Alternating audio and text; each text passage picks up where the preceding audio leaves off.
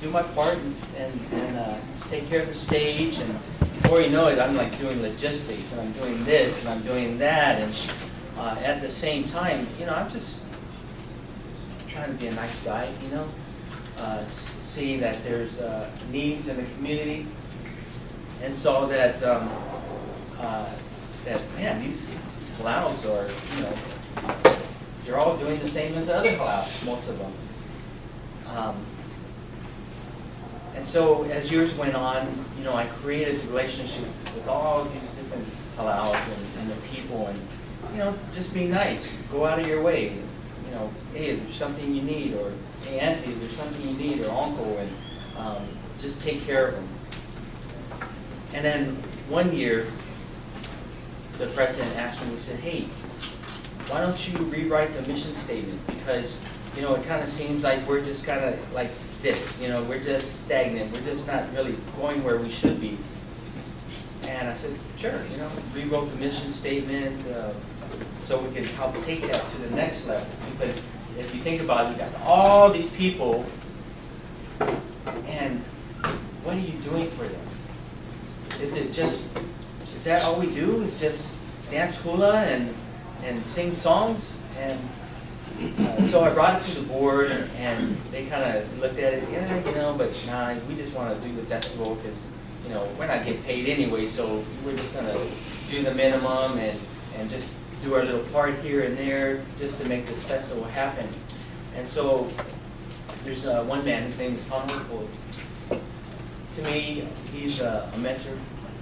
He is, to me, the number one advocate for Pacific Islanders in San Diego for health disparities.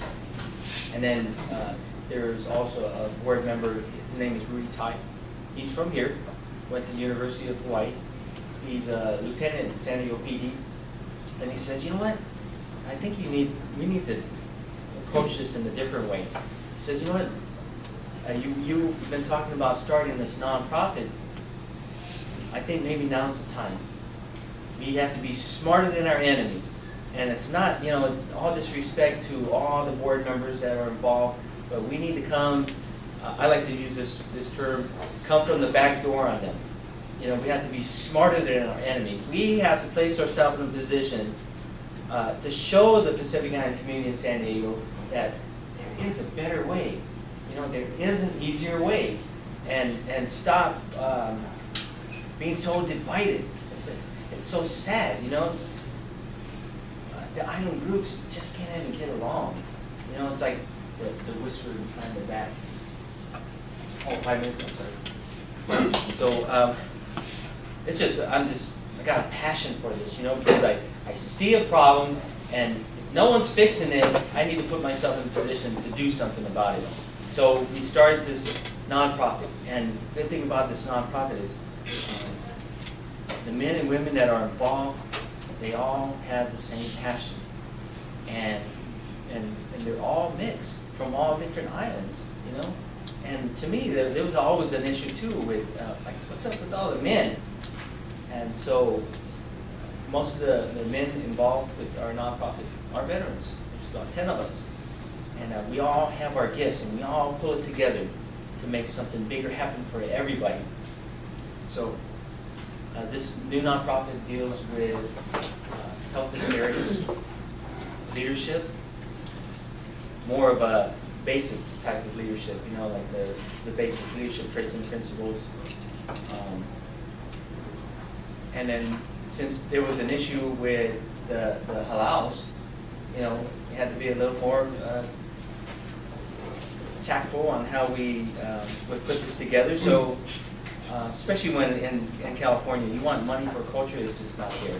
So we said, hey, since everyone's dancing, performing, and teaching culture, let's just flip the script and let's call it performing arts. And also one of the men involved, his family is from here. He's a retired Navy SEAL, and he has a business, audio video production, and this guy is sharp. And I think some of you probably get mad working for him because he's like, do what you say, do what I say, and do it now. He's that kind of guy, and I have to help him. tone him down a little bit, but he's a hard charger. And so, part of this vision has to do with being an umbrella for all the Pacific Island communities, showing them through action that there is an easier way. But we have to do it together. No more division. And they wonder why, how come, we're still Asia Pacific? I said, we need to come together to make this happen. And put your personality aside, and let's think about the purpose, and that's the community. So,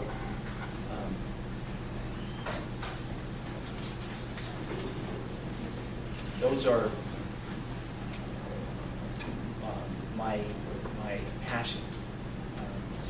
Another one, substance. Just last time I was here, I was talking a story with a bunch of locals, and we were talking about culture, and I was trying to, understand what that was, and I didn't get that until I got here and learned how important it is, even a single word. And I was able to talk story real briefly with Dr. Myers, and I asked her, hey, I need a name. If we're going to start a culturally sensitive recovery program and include all this information that I experienced this past week and include that into it, what would the name be? And she says, Moana. And then she explained to me how important that was. It's like what I was saying to you should be that important, where I don't have to write a contract, but and it was the truth. And so I learned so much this weekend. I sit there and I try not to think too much into it because it's really emotional.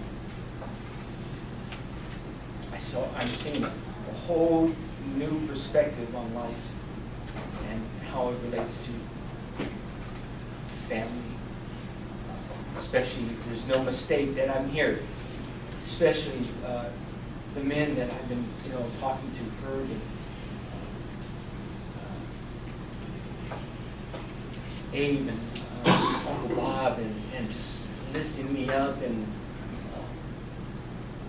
empowering me to be a good father and to work on my marriage. And